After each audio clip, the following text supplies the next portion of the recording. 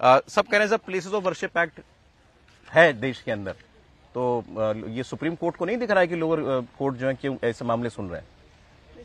जो आपने उसको बहुत क्लैरिफाई कर दिया है। वैसे तो ये जो एक्ट है उस पर अभी संविधान वहाँ पर सुप्रीम कोर्ट में भी सुनवाई चल रही है, इस पर लगातार डिबेट भी हो रही है कि क्या इसका कोई मायने है नहीं है। लेकिन जब उसमें ये बात कही गई कि भाई आप जो मौजूदा व्यवस्था है उसको सर्वे करके उसको पहचान करने में तो कोई परेशानी नहीं है, इसलिए वो रुका हुआ है। पर जब वहां पर अगर चल रहा है तो बहुत सारे लोग जा सकते थे सुप्रीम कोर्ट में उस मसले पर, लेकिन दोनों अलग अलग मुद्दे हैं। प्लेसेज ऑफ वर्शिप एक्ट को लेकर क्या सरकार की मंशा क्या है, क्योंकि Bharatiya Janata party places of worship act के खिलाफ रही है। तो मुझे कोई कारण नहीं लगता सिवाय इसके कि ये कहा जाए कि सुप्रीम कोर्ट में वो मसला चल रहा है, तो सरकार को आगे आना चाहिए। प्लेसेज ऑफ वर्शिप एक्ट को खत्म करना है या लागू चालू करना है, राखी रखना है। कई बार एक्सटेंशन मिल चुके हैं मतलब नोटिस के केंद्र सरकार को, केंद्र सरकार ने रुख स्पष्ट नहीं किया इस पर। हाँ, तो मैं वही कह रहा हूँ, जबकि एजेंडा में सरकार के है, मतलब भारतीय जनता पार्टी के एजेंडा में ये शामिल है कि भाई प्लेसेज ऑफ वर्शिप एक्ट नहीं होना चाहिए, क्योंकि उससे बहुत सारे विवाद चल रहे हैं। ये भी है, वैसे तो जब वो बना था 92 में तब भी भारतीय जनता पार्टी वहां पर थी, नरसिम्हा राव की सरकार थी, विपक्ष में मौजूद थी। उसने उस पर क्या रुख रखा? जैसे अभी ये बात हो रही थी वक्फ बोर्ड की, आपने 2013 के बिल का जिक्र किया, अमेंडमेंट का जिक्र किया, लेकिन मुझे याद है कि 2013 में उस अमेंडमेंट बिल पे बीजेपी ने समर्थन किया था। अच्छा, हाँ, अब आज रुख अलग है, उसमें भी कोई वो बात नहीं है, क्योंकि आपका रुख अलग अलग वक्त पर अलग अलग हो सकता है, लेकिन रुख स्पष्ट रहे वो ज्यादा बेहतर बात होती है। तो प्लेसेज ऑफ वर्शिप एक्ट पर क्लैरिटी होनी चाहिए, क्लैरिटी होनी चाहिए। ठीक है राहुल। हाँ। एक तो ये कि प्लेसेज ऑफ वर्शिप एक्ट पर क्लैरिटी है। ज्ञानवापी में जो चंद्रचूड़ साहब का निर्णय आया, जो इलाहाबाद उच्च न्यायालय का निर्णय आया, वो अलग है। जो 711 जो कानून की जो धारा है जिसमें प्लेसेज ऑफ वर्शिप एक्ट पे डिबेट हो सकती है, नहीं उसकी बात है। संभल की ये जो मस्जिद है जिसको हिंदू पक्ष दावा कर रहा है हरिहर मंदिर होने का, ये मस्जिद का तो उसमें नियंत्रण होना ही नहीं चाहिए। ये पिटीशन क्या है, जो हिंदू पक्ष के वकील हैं विष्णु जैन, वो बार बार ये कह रहे हैं कि भाई हम इसमें कोई, अभी तो हमने ये कहा ही नहीं कि हमें पूजा का अधिकार दो, खोद कर कहीं, जो लोग कहते हैं कि हर जगह शिवलिंग खोद के देखोगे क्या, ये सब कुछ है ही नहीं। तो है क्या? एएसआई प्रोटेक्टेड मॉन्यूमेंट था। एएसआई के अधिकारियों को किस समय वहां से भागना पड़ा, इसकी जांच की जाए। ये पूरा का पूरा जो मस्जिद का परिसर है एएसआई के हवाले किया जाए। जैसे आगरा के ताजमहल में एएसआई तय करता है कि वहां नमाज होगी, कब होगी, कितनी होगी, वो कर रहा है। जैसे धार में भोजशाला में तय हो रहा है, तो उसी तरह से एएसआई तय करेगा इसे। यहां पर जो हिंदू पक्ष कहता है कि हमारे जो प्रमाण है, मंदिर के निशान है, हिंदू धर्म के निशान है, उनको मिटाया जा रहा है। और एएसआई के अंतर्गत जो चीज हो उसको कोई मस्जिद कमेटी कैसे अपने कंट्रोल में ले सकती है? बेसिक की गड़बड़ है। ये तो गुंडागर्दी जैसा मसला है कि एक पक्ष वहां संख्या में बहुत है, उसका अपना एक दबदबा है, तो उसने भगा दिया। एएसआई जो सरकार की संपत्ति है उसको वो लोग अपनी प्राइवेट। राहुल गांधी संभल जाएंगे। हाँ, सही बात है। बहराइच में रामगोपाल मिश्रा का परिवार वो प्रतीक्षा करता रह गया, सचमुच प्रतीक्षा करता रह गया। और एक तरह से देखें तो रायबरेली, अमेठी, वहां से तो ज्यादा अच्छा होता कि वो समझ जाते कि दूरी कितनी है, लेकिन यहां तो सारे पैमाने तय होते हैं। गाजा तक की दूरी नजदीक लगती है, केरल की दूरी नजदीक लगती है, तो संभल तो बहुत नजदीक है, क्योंकि पैमाने दूसरे हैं ना। और सचमुच ये दुर्भाग्यपूर्ण है कि देश की विपक्षी पार्टी वो विशुद्ध रूप से यही राजनीति कर रही। बिल्कुल जाना चाहिए। 4 बच्चे जिस परिवार के मर गए, उनके जीवन में वो घाव कभी खत्म नहीं होने वाला है, लेकिन कम से कम थोड़ा तो आप सोचिए, रामगोपाल मिश्रा के भी घर का जो घाव है, उनके घर के लोगों का भी खत्म नहीं होने वाला है। और अच्छा होता कि आप वहां भी जाते, वहां भी आप सरकार को आप कटघरे में खड़े करते, लेकिन सरकार को कटघरे में खड़े करते वक्त भी ध्यान में रखना है कि कौन सा संदेश किसको भेजना है, किसके लिए वहां जाएंगे, किसके लिए आर्टिकल लिखा जाएगा, किसके लिए पोस्ट की जाएगी। ये सचमुच दुर्भाग्यपूर्ण है। राहुल गांधी और अखिलेश यादव दोनों ने कहा है कि हम संभल जाएंगे। इसके पीछे आपको कोई दोनों के बीच में होड़ भी दिखाई देती है? बीजेपी का ऐसा कहना है।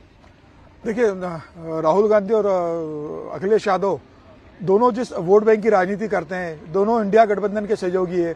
और अभी जो 9 उपचुनाव उसमें तो कांग्रेस ने पूरा समर्थन दिया था।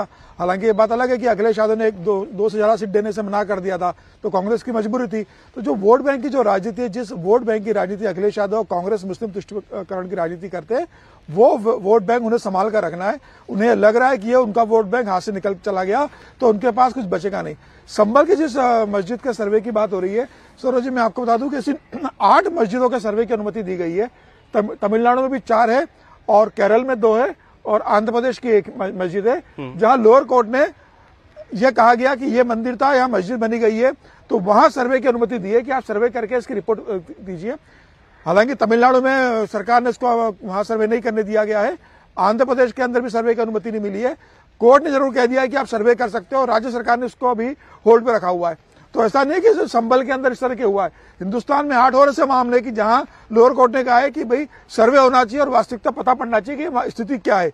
वर्शिप एक्ट जो आपने बताया कि चंद्रचूड़ जी ने जो निर्णय दिया था, उसमें उन्होंने कहा था कि सर्वे की रोक नहीं है, सर्वे से वास्तविकता तो पता पड़ेगी ना कि क्या है क्या नहीं। ये तो मोहन भागवत जी कह चुके कि हर मस्जिद के नीचे शिवलिंग देखने की जरूरत नहीं है, लेकिन अगर सर्वे होता है और अगर वास्तविकता पता पड़ती है तो मुझे लग रहा है ये सामने आना चाहिए। ऐसे कितनी मस्जिदें हैं जो मंदिर तोड़कर बनाई गई है या कितने पुराने मंदिर हैं और वहां मस्जिदों का निर्माण हुआ है। सही कहा ना कि अब मोहन भागवत जी का बयान तो आज ऑपोजिशन पार्टीज याद दिला रही है सबको कि आपका इसका कोई सिलसिला कभी थमेगा नहीं। उसके बाद मोहन जी का भी बयान आया, उसके बाद भी मोहन जी का बयान आया हुआ है। मोहन जी से जब ये कहा गया तो मोहन जी ने यह भी कहा बाद में कि अगर कोर्ट अगर सर्वे की देती है तो सर्वे करने में क्या आपत्ति है।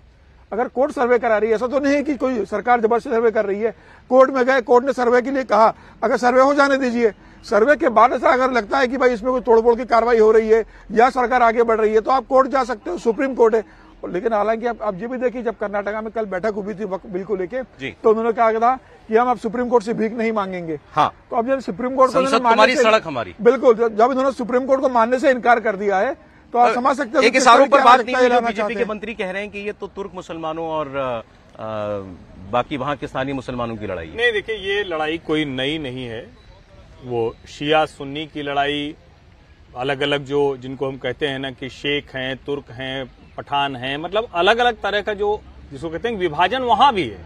ये तो राजनीतिक तौर पर हम एक साथ उनको देखते हैं और उसमें कोई अच्छा नहीं कि अगर वो एक साथ दिखे। लेकिन ये कहा जा रहा है कि कुनरकी के मुसलमानों ने जो वोट कर दिया उससे संभल में लोगों की नाराजगी।